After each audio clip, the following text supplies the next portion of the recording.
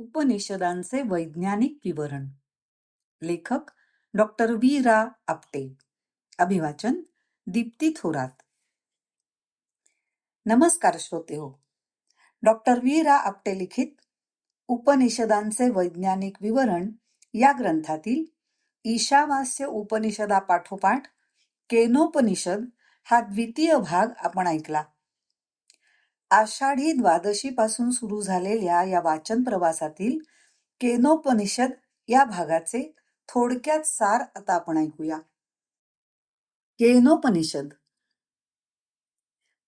गुरूंच्या जवळ बसून जे ज्ञान प्राप्त करून घेतले जाते त्याला उपनिषद असे म्हणतात. हे ज्ञान आत्मोन्नती करता आणि सामाजिक उत्कर्षासाठी सुद्धा महत्वाचे आहे.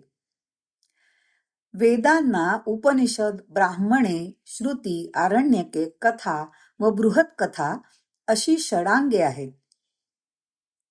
केनोपनिषद हे सामवेदाचे ब्राह्मण आहे. उपनिषदे म्हणजे सगळ्यांनी मिळून विचार करणे आणि ब्राह्मण म्हणजे एखाद्या व्यक्तीने स्वतः एकांतात बसून केलेले चिंतन होय. असे चिंतन करता करता त्याच्या अनुभवांचे सार त्याच्या विचार मंथनातून जे त्याच्या डोळ्यासमोर उभे राहते तेच ब्राह्मण होय. सामवेदाच्या या तलवकार ब्राह्मणाचे ऋषी आहेत महर्षी जैमिनी. या ब्राह्मणातला 9वा अध्याय म्हणजेच हे केनोपनिषद होय. यात गुरु शिष्यांचा संवाद असला तरी हा 2 मनांचा संवाद आहे. या संवादात जो गुरु आहे तोच शिष्य आहे. एक अनुभव घेतलेले मन आणि दुसरे जिज्ञासेने विचारणारे मन, म्हणजेच एका मनाने दुसऱ्या मनाला दिलेले उत्तर असा हा मनोज्ञ संवाद आहे. या उपनिषदाची सुरुवात केन म्हणजे कोणी या शब्दाने झाली आहे, म्हणून याला केनोपनिषद म्हटले आहे. या उपनिषदाचा आणखी एक विशेष म्हणजे याला 2 शांतिपाठ आहेत आणि दुसरे वैशिष्ट्य असे की आद्य शंकराचार्यांच्या सर्व अक्षरसृष्टीमध्ये हे एकच उपनिषद असे आहे की त्यावर आचार्यांनी 2 भाष्ये लिहिली. एक पदभाष्य व दुसरे वाक्यभाष्य. पदभाष्य म्हणजे आचार्य प्रत्येक शब्दाची व्यवस्थित फोड करतात.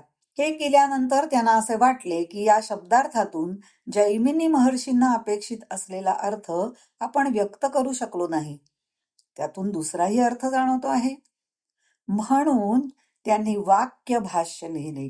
या उपनिषदाचे वेगळेपण म्हणजे या उपनिषदाने आपल्या शरीराच्या शक्तीत किती मोठा अर्थ भरला आहे हे व्यक्त केले आहे. गुरु शिष्यांच्या प्रश्नोत्तर रूपी संवादातून याची निर्मिती झाली आहे. यामध्ये एकूण 34 मंत्र असून ते 4 खंडात विभागले आहेत. प्रथम खंड 8 मंत्र, द्वितीय खंड 5 मंत्र, तृतीय खंडामध्ये 12 मंत्र आणि चतुर्थ खंडामध्ये 9 मंत्र आहेत. पहिले 2 खंड म्हणजे 13 मंत्र पद्यात्मक आहेत, तर शेवटचे 2 खंड म्हणजे 21 मंत्र गद्यात्मक आहेत. यात 2 शांती मंत्र आहेत. त्यातील पहिला मंत्र हा सर्वांना परिचित आहे. ओम सहनाववतु सहनौ भुनक्तु सह वीर्यं करवावहै तेजस्विनावधीतमस्तु मा विद्विषावहै.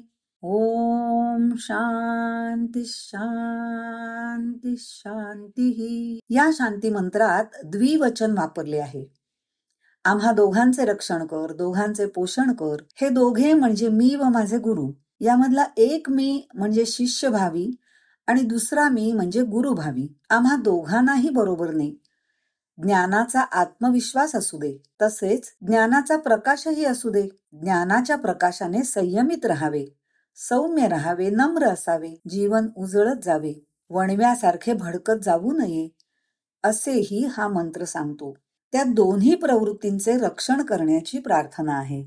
दुसऱ्या शांती मंत्रात ऋषी म्हणतात, ओम आप्यायन्तु ममांगानि वाक् प्राणचक्षुश्रोत्रमथो बलमिन्द्रियाणि च सर्वाणि सर्वं ब्रह्मोपनिषदं माहं ब्रह्म निराकुर्याम् मा ब्रह्म निराकरोत् निराकरणमस्त्वनिराकरणम् मेस्तु तदात्मनि निरतेय उपनिषत्सु धर्मास्ते मयि सन्तु ते मयि सन्तु.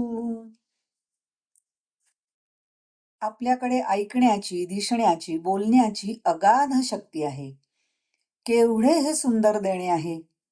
या सर्व शक्तींमुळे माझे जीवन समृद्ध झाले आहे, अतिशय उत्तम झाले आहे. त्या उत्तमातले जे उत्तमांग आहे ते म्हणजेच सर्वं ब्रह्मोपनिषदं माहम. हे ब्रह्म आणि मी आता जवळ बसलो आहोत आणि त्या ब्रह्मामध्येच एकरूप होण्याची इच्छा आहे. माझी सगळी अंगे, वाक, प्राण, चक्षु इत्यादी ब्रह्माशी निगडित आहेत. म्हणून एकदा मा आले. नंतर ब्रह्माला विनंती केली आहे, तू मला सोडून जाऊ नकोस. मला पदोपदी तुझ्या कृपेमुळे, तुझ्या इच्छेने, तुझ्या प्रकाशामुळे तुझा प्रत्यय येतो आहे. तो तू माझ्यापासून दूर जाऊ देऊ नकोस. उपनिषदकारांनी सांगितलेल्या धर्मावर माझी सतत श्रद्धा राहावी. धर्माचे माझ्याकडून सतत आचरण होत राहावे. हा धर्म सतत माझ्या जीवनात उतरावा, तो सतत मिळत राहावा. म्हणून प्रार्थनेच्या शेवटी मयि सन्तु ते मयि सन्तु असे म्हटले आहे. ह्या उपनिषदाचे एकूण 4 खंड आहेत आणि एकूण 34 मंत्र संख्या आहे. पहिल्या आणि दुसऱ्या खंडात गुरु शिष्यांचा संवाद, तसेच शरीराच्या क्रिया पाहणे, ऐकणे, बोलणे इत्यादी आणि या क्रिया करणारी इंद्रिये, त्यांना प्रेरणा देणारी शक्ती, त्याचे वैशिष्ट्य आणि त्याचे महत्व वर्णन केले आहे. तिसऱ्या आणि चौथ्या खंडात कथानक आहे. देवतांना निर्माण झालेला अभिमान तसेच उमादेवींकडून सांगितलेले ब्रह्मोपनिषद आहे. सामवेद हा उपासना प्रधान आहे. ह्यात ब्रह्मोपासना प्रधान मानली जाते. धीर पुरुष असतात ते प्रत्येक प्राणी मात्रांमध्ये तीच शक्ती असते या भावनेने वावरतात. त्यांना ब्रह्मानंद मिळतो असे पहिल्या 2 खंडातून स्पष्ट होते. तिसऱ्या आणि चौथ्या खंडांमध्ये सांगितले जाते की प्रत्येक प्राणी मात्राकडे काही वैशिष्ट्ये असतात, प्रेरक शक्ती असते आणि त्याबद्दल अहंकार न बाळगता त्याचा विवेकाने उपयोग केला पाहिजे. आपल्या जीवनात सुद्धा आपण जे कर्म करतो त्याचा अभिमान ठेवता कामा नये, तर ते कार्य कुणाच्या सामर्थ्याने झाले याची जाणीव ठेवावी. अग्नी, वायू, इंद्र या देवांची उदाहरणे घेऊन उपनिषदाचे रहस्य सांगितले आहे. अग्नीला जातवेद असल्याचा अभिमान झाला. पृथ्वीवरच्या सर्व गोष्टी मी जाळून टाकीन असा वृथा अभिमान. पण ब्रह्माच्या इच्छेशिवाय तो साधी गवताची काडीही जाळू शकला नाही. त्याचा अहंकार गळून पडला. पाठोपाठ वायुदेवांना वाटलं, माझं सामर्थ्य मोठं, मी क्षणार्धात पृथ्वीवरील सर्व काही हलवू शकतो, कारण मी मातरिश्व आहे. मात्र ब्रह्माच्या इच्छेविरुद्ध तो गवताची काडी सुद्धा हलवू शकला नाही. त्याचाही अभिमान, अहंकार वृथा ठरला.